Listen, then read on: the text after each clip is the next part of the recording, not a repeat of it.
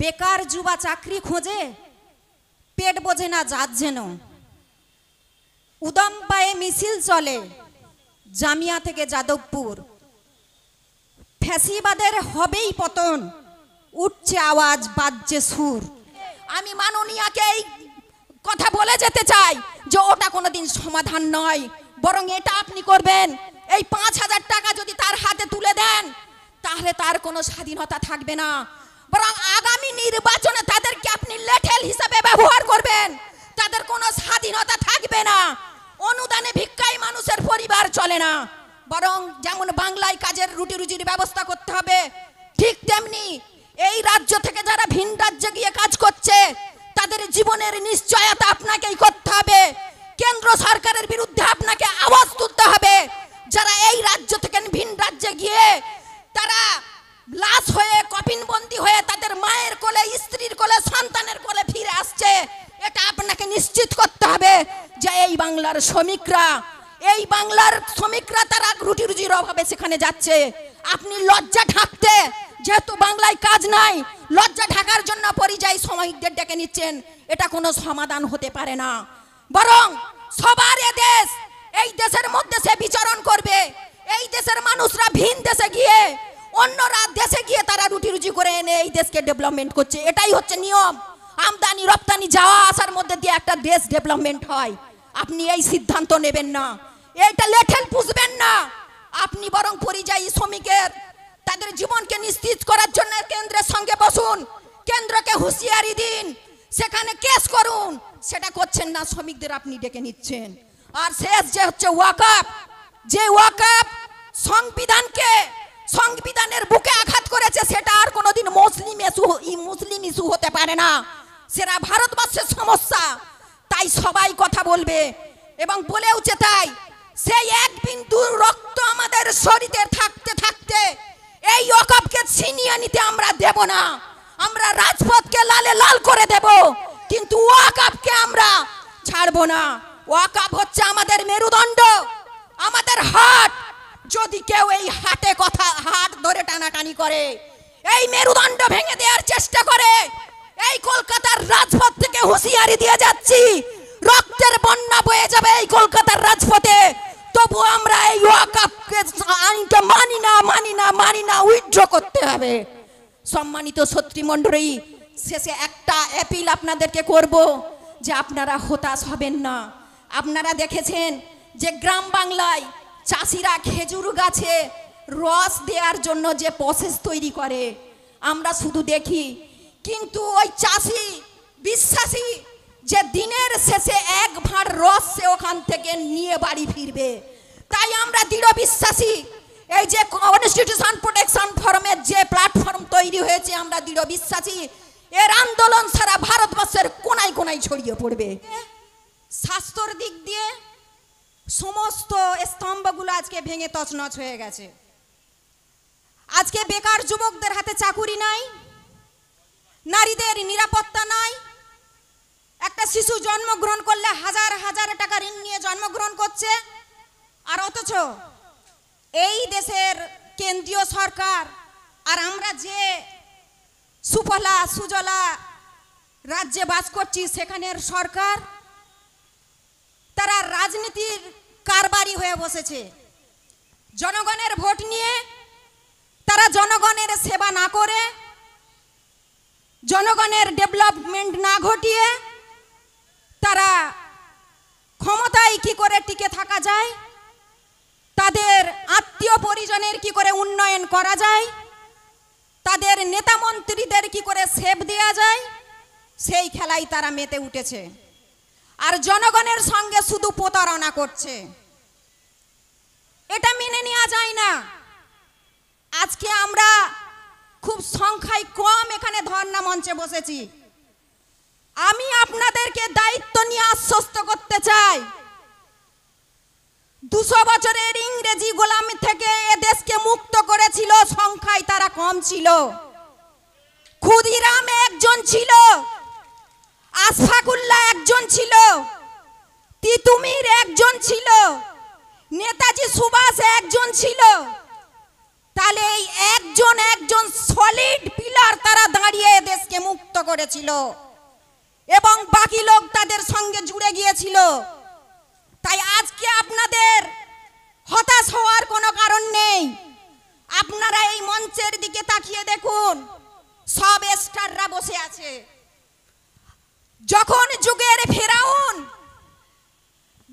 ফেরাউরা অত্যাচারিত হয়, আর যুগের মোজেস, যুগের ডেভিডরাও তারা আত্মপ্রকাশ করে, সেই অত্যাচারী ফেরাউনদের উৎখাত করার জন্য তারা ময়দানে হাজির হয়। অন্ধকার যত ছেয়ে যাবে, আলো তত উদ্ভাসিত হবে। স্বৈর শাসক যখন অত্যাচারিত হবে, তখন অত্যাচারের সে সীমানা ছাড়িয়ে যাবে। আজকে এ দেশের সংবিধান একটা গৌরব উজ্জ্বল সংবিধান, যেটা বাবা সাহেব আম্বেদকর রেখে গেছেন আমাদের সঙ্গে। দেশবাসী হিসাবে আমি গর্ববোধ করি, ওই সংবিধান দিয়েই আমাদের এই দেশকে রক্ষা করা যাবে।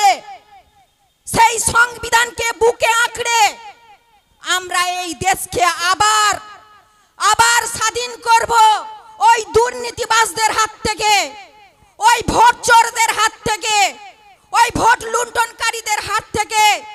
এই দেশের সম্পদ যারা বিদেশে বিক্রি করছে, এই দেশের যুবক যুবতীদের ভবিষ্যৎ যারা অনিশ্চয়তার দিকে ঠেলে দিচ্ছে, আমরা তাদের বিরুদ্ধে আবার গর্জে উঠব সেই সংবিধানকে সামনে রেখে। আজকে যারা সত্য কথা বলে, দেশকে বাঁচাতে চায়, দেশের সংবিধানকে বাঁচানোর জন্য যারা স্রোতের বিপরীত দিকে হাঁটছে, তাদের কণ্ঠকে রোধ করে দেওয়ার জন্য আমি পুলিশ প্রশাসনের দোষ দিতে চাই না, তাদেরকে আমি অসহায় মনে করি। কেন, যে দল ক্ষমতায় আছে তাদেরকে তারা মিসইউজ করছে, জনগণের পেছনে লাগিয়ে দিচ্ছে। তারাও বেচারা চাকুরি বাঁচানোর জন্য শাসক দলের পুতুলে পরিণত হয়েছে। তাই যখন যে দল ক্ষমতায় আছে, তাদের গায়ে যে পোশাকটা থাকে, সেই পোশাকের বদনামি হয়ে যায়। সেই পোশাকের বদনামি হতে দেব না। আজকে আমরা যে সংবিধান রক্ষার জন্য মঞ্চ করেছি, এখান থেকে এই বার্তা দিয়ে যেতে চাই, পুলিশ প্রশাসনকে বলতে চাই, শুনে রাখুন, আগামী দিনের যে পরিবর্তন আসবে, সেই পরিবর্তনে আপনাদেরকে টেবিলের তলায় লুকাতে হবে না, আপনাদেরকে কেউ জুতো দেখাবে না, আপনাদেরকে কেউ ভেঙচি কাটবে না। আপনারা স্বাধীনতার সঙ্গে সে কাজ করবেন। এদেশের বলে যেতে চাই, যারা স্বাস্থ্য ডিপার্টমেন্টে আছে, তাদেরকে যে কেউ অশ্লীল ভাষায় গালিগালাজ করে তাদেরকে কেউ কাজ করাতে বাধ্য করবে না, তারা স্বাধীনতায় কাজ করবে। আজকে এই পুরো দেশ একটা জঙ্গল রাজ কায়েম হয়েছে। সারা ভারতবর্ষে জঙ্গল রাজ যারা কায়েম করতে চাচ্ছে, যারা প্রতিষ্ঠিত করতে চাচ্ছে, তারা শুনে রেখুন কান খুলে, যে এখনো মানবতা মরে যায়নি, ভালো মানুষরা মরে যায়নি, ভালো মানুষ এখনো দেশের মধ্যে আছে। এই সংবিধানকে তারা বুকে আঁকড়ে ধরে এই দেশকে তারা আবার পুনর্গঠন করবে। দুর্নীতিকে তারা বঙ্গোপসাগরে ছুঁড়ে ফেলবে, আপনাদের অসাধু ব্যবসাকে বঙ্গোপসাগরে তারা ছুঁড়ে ফেলবে, এবং নতুন সূর্য আবার উঠবে। এই দেশের মানুষ আবার প্রাণ ভরে তারা শ্বাস নেবে। তাই এই ধর্ণা মঞ্চ শুধু পথ চলা শুরু হয়েছে, এর শেষ নেই। আইনকে মান্যতা দিয়ে এই দেশের সংবিধানকে বুকে আঁকড়ে আমাদের যে এই পথ চলা শুরু হয়েছে, যতক্ষণ না নতুন সূর্যের উদয় হবে, ততক্ষণ আমাদের এই আন্দোলন চলবে। এদেশের সংবিধান এই অধিকার দিয়েছে, এই দেশের নাগরিক হওয়ার দরুন একজন দেশবাসী সে স্বাধীনভাবে রাজনীতিতে লড়াই করবে, সে নতুন দল গঠন করবে, সে ভোট দেবে। তার জন্য মৌলিক অধিকার রয়েছে, শিক্ষা, স্বাস্থ্য, বাসস্থান, চিকিৎসা, অন্ন, বস্ত্র, মকান, এই সমস্ত সে পাবে। কিন্তু আজকে যেটা করা হচ্ছে, কোনো রাজনৈতিক দল কারুর উপর মায়া করে নয়, কারুর উপর দয়া করে নয়, বরং এগুলো তার ফান্ডামেন্টাল রাইটস তাকে দেয়া হয়। আজকে যে সমস্ত শ্রমিকরা বাইরে কাজে যাচ্ছে, আমাদের মাননীয়া তাদেরকে বলছে ঘরে ফিরে এসো, তোমাদেরকে 5,000 টাকা দেয়া হবে। আরে অনুদানে কোনো পরিবার চলে না, অনুদানে কারুর পরিবার ডেভেলপমেন্ট হয় না।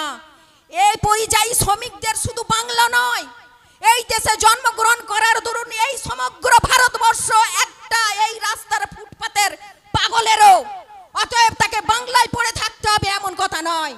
মাননীয় মুখ্যমন্ত্রীর এটা উচিত ছিল, যেখানে গিয়ে এই বাংলার শ্রমিকরা রুটি রুজির জন্য ভিন রাজ্যে পাড়ি দিচ্ছে, এই রাজ্য থেকে তাদের রুটি রুজিতে তাদের পরিবার চলে না, তাদের মায়ের ঔষধ কেনা হয় না, তাদের সন্তানদের তারা লেখাপড়া করাতে পারে না, তাই একটু রুটি রুজির আশায় তারা ভিন রাজ্যে পাড়ি দেয়।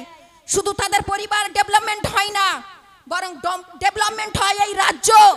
এই রাজ্যেও তারা ট্যাক্স দেয়, তাহলে তারা যদি ঘরে বসে যায় এ রাজ্য পিছিয়ে যাবে।